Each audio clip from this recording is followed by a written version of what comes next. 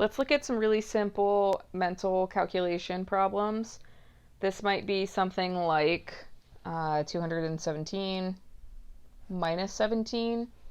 Um, Doing this, we can go ahead and break some of these numbers apart in order to make the calculation easier to do in our heads. So for instance, I see a 17 here.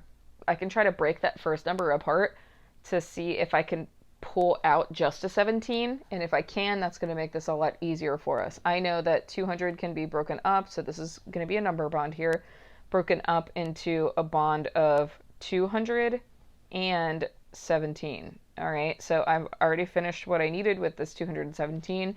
I just went ahead and represented it as these two numbers instead because I know that 200 plus 17 is the same as 217. I can cross that off. I'm using that same amount already. So now I'm going to do my math here, and I can do this mentally. 17 minus 17 is 0. Well, what number is left? The number that's left is 200, which means that the answer here is 200. I've used this, I used this, I used this, and what's left is 200. All right, so let's see another one of those. Say, for instance, we were going to look at an addition one. 20 plus 16, a way that it can be easily broken down is to do your tens first and then your ones. This is taught in your lower grades. All right, taking 16, and instead of adding it the way that it is, maybe I want to go ahead and break it into a 10 and a 6. I know that 16 really is the same thing as 10 and 6 together. I'm just expressing that in a different way. So I've gone ahead and I've used 16 as one whole number. I'm going to go ahead and cross it off. Now, my operation here is addition, so I can add my tens together. 20 plus 10 is 30.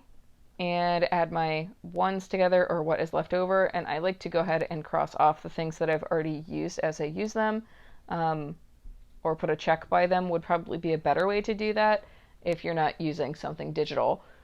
That way you can erase it really easy without erasing your answers. But so anyways, I've added my tens together and I'm going back and I'm going to look at what's left. What's left is my 6, and remember we were using addition here, so I can go ahead and I can add mentally 30 plus 6, which is going to be 36. All right, and this is a way to do this instead of doing it vertically.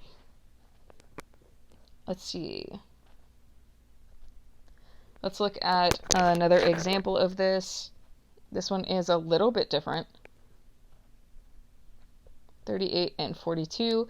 So for this particular one, there's a lot of different ways that we can solve this. We can go ahead and say, prepare yourself. Say that 38 is actually the same as 40. We're going to say not the same as 40, but 40 minus 2. We're going to go ahead and say that the difference here between these two is 2. We are pushing 38 up to that next 10, which is going to be 40, and we're just going to add 42 the way that it is. So our original problem is here, 38 plus 42, and I've changed it to 40, adding 2 to 38, plus 42. I can do that in my head really quickly. 40 plus 42 is going to be 82. Now the problem here is that I have added too many. I added 2 extra here, so I need to take those 2 away. 82 minus 2 is going to be 80. Okay, so here's problem strategy 1. In order to solve that way, another one would be 38 plus 42. I could turn both of these into number bonds, or I could just choose one. Technically, I could do 30 and 8. I can do 40 and 2. I can add my ones together.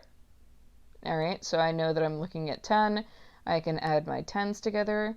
3 tens plus 4 tens is 7 tens, which is the same as 70. And I remember that I had already created 1 10. Together, those are going to be 80. All right, another way that we can do that is 38 plus 42. Remembering that I want to try to create a new 10 some way, I can either break this number up into 30 and 8, cross it off because I've already used it. And then put these two together to create 50. I used him. I already used that one. The one that's left is 30. Add that to my problem. 3 10s and 5 10s is the same as 80. All right, I'm going to back up so I can show you that again.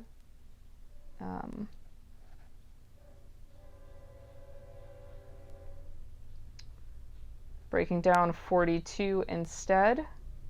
Okay, last part here, use red again. 42. I can do it this way. Absolutely. What would be more beneficial is to do it with 2 on the left-hand side and 40 over on the right. The reason for that is because these numbers are the ones that are going to be being pushed together. However, let's assume I didn't do that, because most of your scholars are going to be used to writing it this way, just because the tens place is over on the left more. This is fine too. All right, making some little squirrely looking shapes. So remember, we broke up 42, we can cross it off.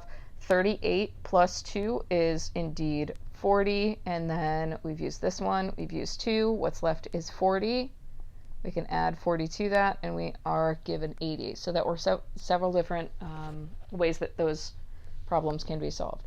And if push comes to shove, check it by putting them on top of each other in that vertical method and doing it procedurally. This is just a way to help with mental calculation.